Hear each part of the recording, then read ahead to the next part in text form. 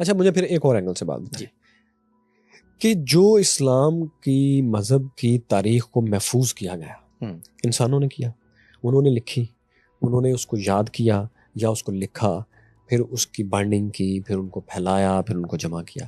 یہ تمام انسان جو یہ کام کر رہے تھے ظاہر ہے وہ اس کے لیے ایفرٹ کر رہے تھے. ٹھیک ہے، انسان ہی کوشش کر رہا تھا. ہمیں اچھی طرح معلوم ہے کہ اوپر سے کوئی اور فرشتہ آ کے نہیں حضرت عثمان کو اور باقی تمام جو ایک پورا ایک سلسلہ ہے حجاج بن یوسف سے، اس کے بعد عبد الملک پہ، اور اس کے بعد تمام عباسیوں پہ، اور یہاں تک ترکی میں، مصر میں، فاطمیوں کے پاس، یہاں ہر ایک جگہ پر انسانوں نے اس کی کوشش کی، جمع کیا. سمرقند میں بھی اس کو ہمارے تک پہنچایا. انسانی ایفرٹ تھی؟ شور نہیں. اچھا چلیں ٹھیک، اس کا پھر آپ جواب دیجیے گا. میرے خیال میں کہ انسانی ایفرٹ تھی. ٹھیک. اچھا، اس ایفرٹ میں اگر ہم یقین کرتے ہیں کہ اسماء الرجال کے اوپر اگر ایک پوری کتابیں موجود ہیں، اور اس میں انہوں نے ان تمام لوگوں کی جنہوں نے احادیث اکٹھی کی، ان کی خصوصیات لکھی ہیں، تو اور ہم ان پہ رلائے کر کے کسی حدیث کے ٹھیک ہونے یا اس کے صحیح ہونے یا اس کے مستند ہونے، اس کے حسن ہونے، اس کے کبھی ہونے پر بات کرتے ہیں، تو بیسیکلی ہم ہر جگہ پر انسانی عقل اور شعور کو ویلیو دے رہے ہیں. لیکن جب ہم ٹیکسٹ پڑھتے ہیں تو اس میں ہم انسانی عقل اور شعور کو ویلیو کیوں نہیں دیتے کہ ہم نے اس ٹیکسٹ پر ہی جانا ہے جو لکھا ہوا ہے، جبکہ ہم میں سے کوئی نہیں جانتا کہ جو ٹیکسٹ مجھ تک پہنچا ہے یہ کس طرح سے پہنچا ہے. اس کے پاس ایک پرنٹنگ میں ایک چیز ہے جس کی بیک سائڈ پر یا فرسٹ پیج پہ ایک ڈیٹ لکھی ہوگی جب وہ پرنٹ ہوا، اس سے پیچھے اس کا تسلسل کیا ہے کوئی نہیں جانتا، اس نے پرسنلی نہیں دیکھا ہوا. جبکہ جو اس کی عقل اور شعور ہے یہ وہ چیز ہے جس کے اوپر وہ رلائے کر سکتا ہے. اور اپنی پریکٹیکل آپ بھی اور گامدی صاحب بھی پریکٹیکلٹی کی بات کرتے ہیں کہ آپ کو اپنی عقل بھی استعمال کرنی چاہیے.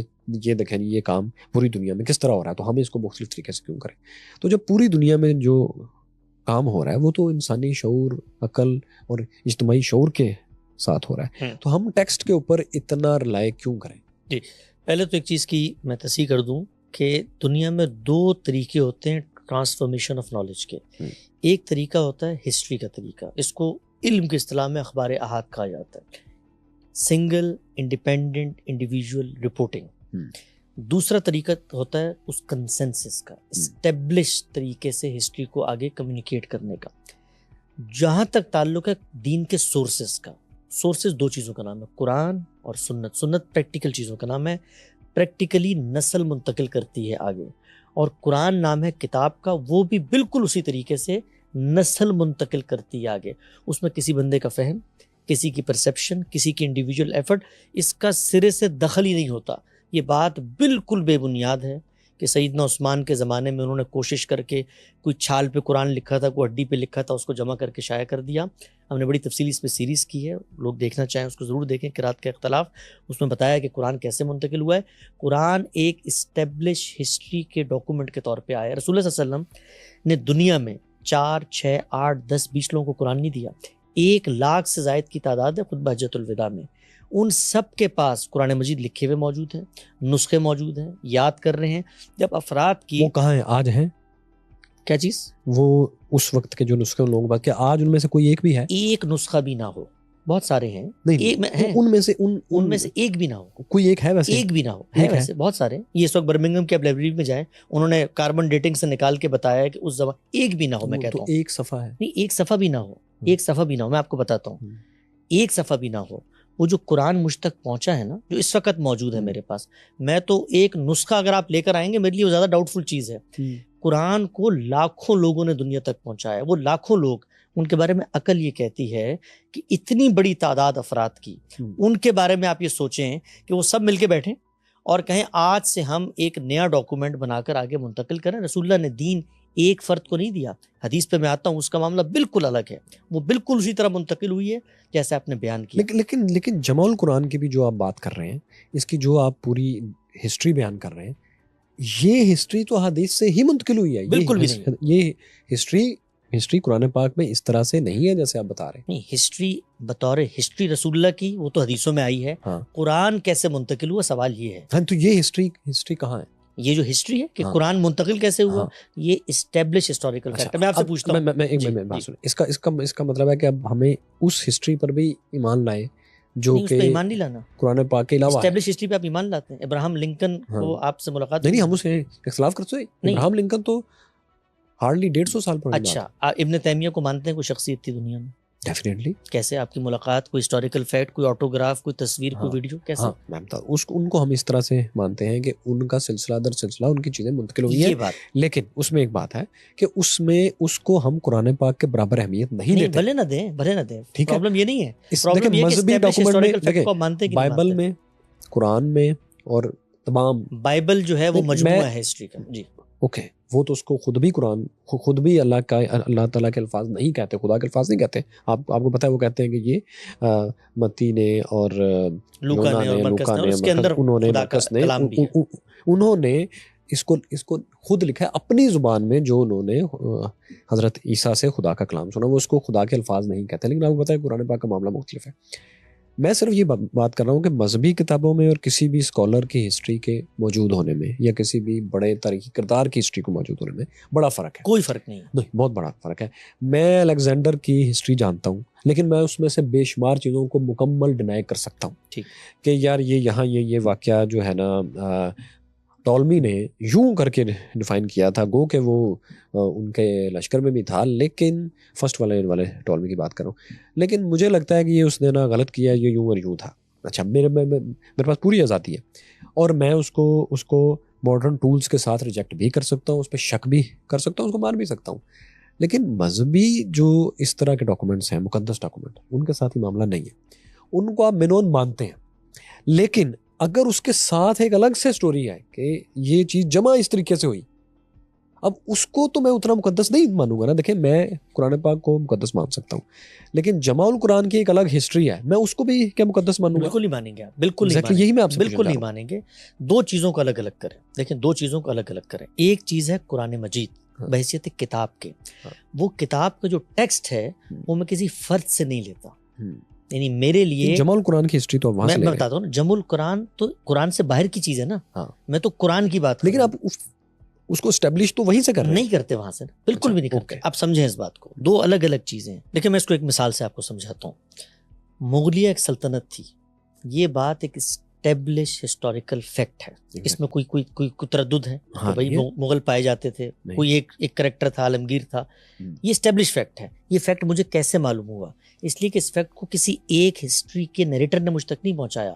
اگر وہ کوئی فیکٹ تھا، اس کو ہزاروں لوگوں نے دیکھا، وہ نسل در نسل ٹرانسفارم ہوتا ہے. اسی سے یونیورسل ٹروتس وجود پذیر ہوتے ہیں. دیکھیں ہم اس کو چیک کرتے ہیں، ہم اس کو چیک کرتے ہیں آرکیولوجیکل ایویڈنس سے، لنگوسٹکس سے، کنٹمپریری ہسٹری سے، کہ جب یہ واقعہ یہاں ہو رہا تھا تو ارد گرد کے کیا اور لوگوں نے، میں واقعات پہ نہیں جا رہا، میں کریکٹرز کو صرف ڈیولپ. ہاں میں بھی اسی بات کر رہا ہوں کہ مغل امپائر کیسے قائم ہوئی، سوال نہیں ہے.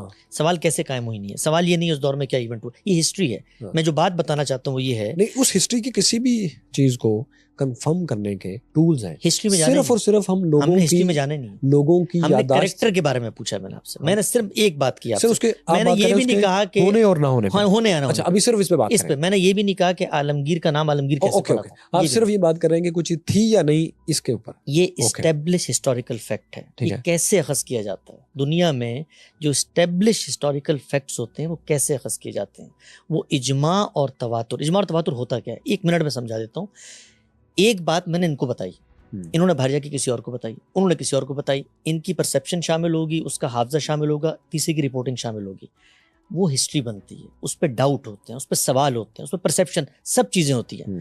میں یہاں پر بٹھا کر 10,000 لوگوں کو، 20,000 لوگوں کو، 50,000 لوگوں کو ایک فیکٹ بتاتا ہوں. وہ فیکٹ غلط ہو سکتا ہے، فیکٹ غلط صحیح زیر بحث نہیں، ایک فیکٹ بتاتا ہوں. میں کہتا ہوں یار آج میں بیمار ہوں، یہ واقعہ ہے، ہو سکتا ہے میں بیمار نہ ہوں، یہ واقعہ ہے. وہ 20,000 30,000 1,00,000 کا مجمع، ان لوگوں کو جمع ہونا پڑے گا اس بات پر کہ یار آج سے ہم سب مل کر یہ جھوٹ بولیں گے کہ اس نے یہ نہیں کہا تھا کہ میں بیمار ہوں. تو اجماع اور تواتر، کنسنسس کیا کرتے ہیں؟ ایونٹ کو رپورٹ کرتے ہیں جنریشنز میں. ایونٹ کی ڈیٹیلز، ایونٹ کے بارے میں کریکٹرز کی معلومات، یہ ہسٹری کا موضوع ہے. تو رسول اللہ صلی اللہ علیہ وسلم نے قرآن دیا، جنریشن کو دیا کنسنسس سے منتقل ہوا. اس کے لیے میں بندے کے پیچھے نہیں جاتا کہ میں بتاؤں پہلا قرآن کا ہے دوسرا قرآن کا ہے. پوری نسل وہاں سے لے کے لاکھ کروڑ ارب لوگ ایک دوسرے کو دے رہے ہیں. اس میں امکان ہی نہیں ہے غلطی کا. کوئی کہے غلطی اگر آپ کہیں گے نا امکان ہے تو آپ کو بتانا پڑے گا یار 10 لاکھ لوگ بخارا سے اٹھے, سمرقند سے اٹھے, کوفہ سے اٹھے, یہاں جمع ہوئے, یہ میدان ہے, آپ کو لا کے بتانا پڑے گا. انہوں نے کہا آج ہم قرآن مجید کی ایک اور سورت شامل کر کے دیتے ہیں. یہ ایک الگ چیز ہے. اور پھر ہسٹری, پروفٹ موجود ہیں, بات کر رہے ہیں, آیتیں پڑھ رہے ہیں, آیتیں سمجھا رہے ہیں, صحابہ ان سے گفتگو کر رہے ہیں, خود قرآن مجید کو لوگ جمع کر رہے ہیں, لکھ رہے ہیں. آپ کو دلچسپ بتاؤں, قرآن مجید جب نازل ہوا نا تو شروع میں کچھ لوگ ان کے کچھ الفاظ نہیں پڑھ سکتے تھے, تو رسول اللہ نے اس کی اجازت دی. کہنے لگے یار معنی میں فرق نہیں پڑتا, تم یہ پڑھ لو, ٹھیک ہے نا, یہ پڑھ لو. اور جب قرآن مکمل ہو گیا رسول اللہ نے کہا آج کے بعد یہ نہیں پڑھنا, آج کے بعد یہ اصل چیز ہوگی. وہ جو اجازت دی تھی نا یہ پڑھ لو, وہ بھی ہسٹری میں نقل ہو رہا ہے. وہ قرآن کے بارے میں جو اجازت تھی وہ بھی ہسٹری میں آ رہی ہے.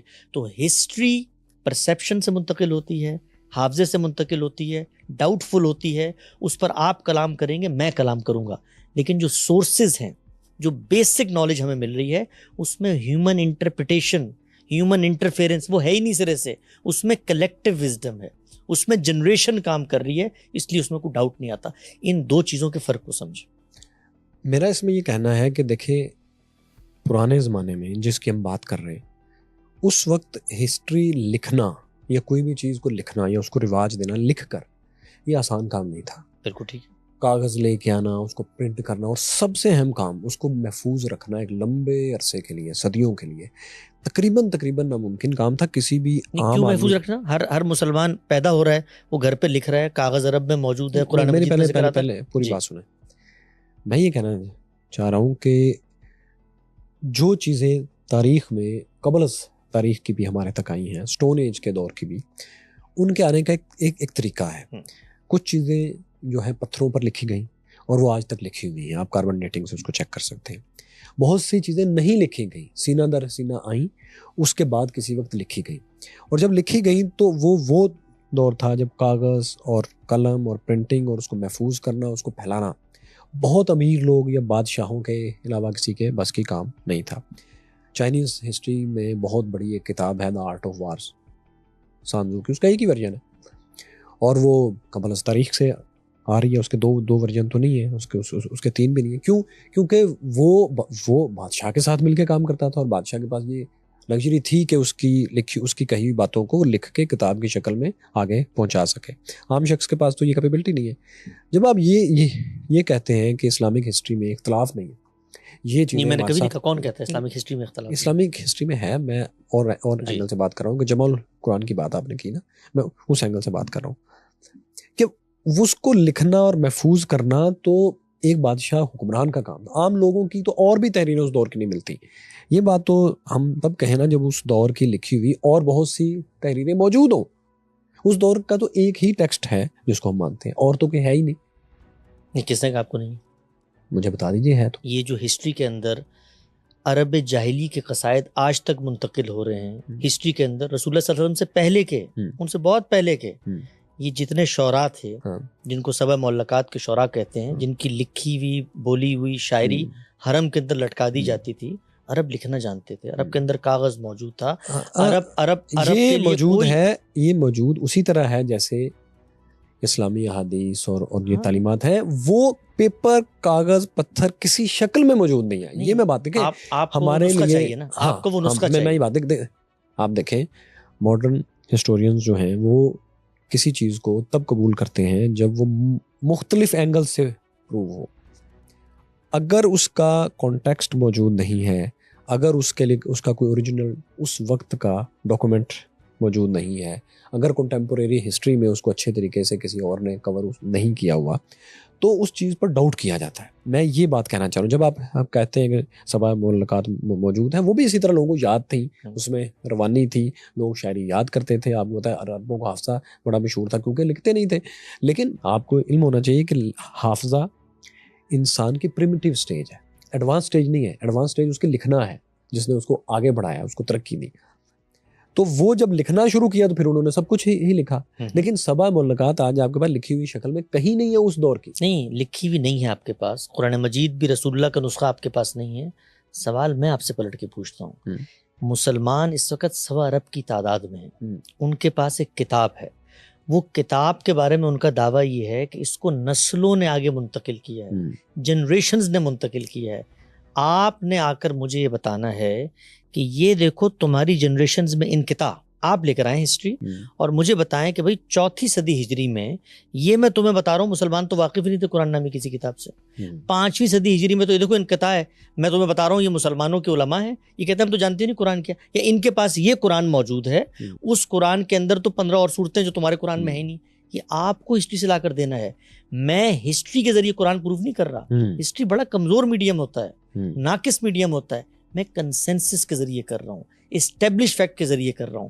تو یہ چیز فرق سمجھنے کا ہے کہ قرآن مجید کا معاملہ یہ نہیں ہوا کہ رسول اللہ نے ایک نسخہ لکھا, سرکاری سطح پہ لکھا گیا, اور لکھنے کے بعد انہوں نے حوالے کر دی اپنے جانشین کے, اور ان جانشینوں نے آگے اپنے پاس محفوظ کر دی, اور آج ہمارے پاس میوزیم میں موجود ہے. قرآن مجید ہر فرد کے پاس موجود ہے, ہر فرد کے نسخے تھے, ہر فرد اس کو لکھ رہا تھا. اللہ کا پیغمبر دنیا میں بیٹھا ہوا ہے, وہ قرآن بتا رہا ہے, لوگ لکھ رہے ہیں. اس کے بعد ایک اور زائد اہتمام ہوا. اب میں آپ کو بتاتا ہوں جو زائد اہتمام, وہ زائد اہتمام کیا تھا کہ نسخے موجود ہیں, لیکن رسول اللہ نے جب لوگوں کو پڑھنے کی بھی اجازت دی کہ بھئی ایسے بھی پڑھ لو, اور پھر اس کے بعد اس چیز پر پابندی لگا دی گئی. جب قرآن کی تلاوت مکمل ہو گئی, نزول مکمل ہو گیا, اس کو دوبارہ ترتیب دیا گیا, تو اس موقع پر کچھ لوگوں نے وہ جو پرانی قرات تھی وہ پڑھنی شروع کی, وہ پڑھ رہے تھے.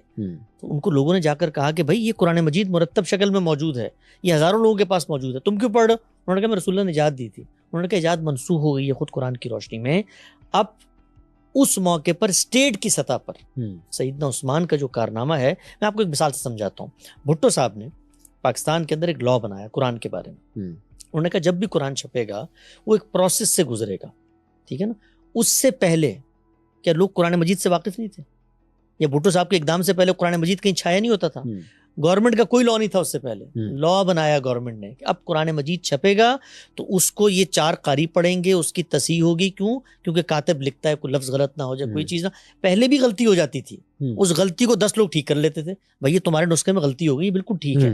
تو کنسنسس کھڑا ہوتا ہے. تو سیدنا ابوبکر نے جو کام کیا وہ یہ کیا کہ اسٹیٹ کی سطح پر اس کا اہتمام کیا. سیدنا عثمان نے اسٹیٹ کی سطح پر یہ اس بات کا اہتمام کیا کہ اب کوئی ایسا نسخہ جو لوگوں کے پاس پہلے سے موجود تھا, جس میں کسی چیز کو پڑھنے کی اجازت دی گئی تھی, وہ بھی نہیں ہوگا. سرکاری سطح پہ پورے کے پورے عالم اسلام میں نسخے پہنچائے بھی گئے, اور وہ نہ بھی پہنچاتے, بھٹو صاحب قانون نہ بھی بناتے, تاج کمپنی قرآن نہ بھی چھاپتی, تب بھی پوری کی پوری نسل ہے مسلمانوں کی, کروڑوں کی تعداد میں, وہ کنسنسس کے ذریعے نسل در نسل جیسے اسٹیبلش ہسٹوریکل فیکٹ منتقل کرتی ہے.